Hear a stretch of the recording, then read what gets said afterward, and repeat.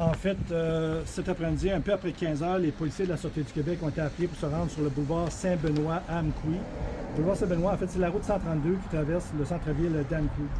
Donc, les policiers ont été appelés pour se rendre sur les lieux d'une collision impliquant une camionnette et plusieurs piétons qui ont été heurtés par le conducteur de cette camionnette-là. Suivant l'impact, le conducteur de cette camionnette n'est pas demeuré sur les lieux, il s'est rendu de lui-même directement au poste de la Sûreté du Québec, où il est présentement interrogé par nos enquêteurs dans un dossier de délit de fuite mortel au moment où on se parle.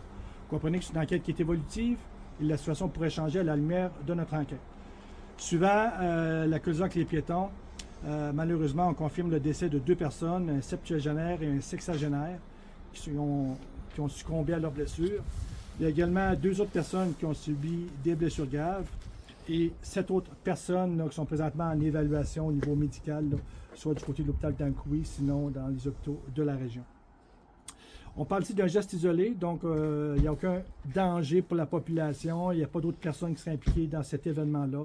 On parle donc d'un geste isolé de la part d'une seule personne, un homme de 38 ans, comme je le disais, qui est présentement interrogé par nos enquêteurs du service des enquêtes sur les crimes majeurs qui se sont rendus sur place ici à Amqui et qui interrogent présentement cet individu-là.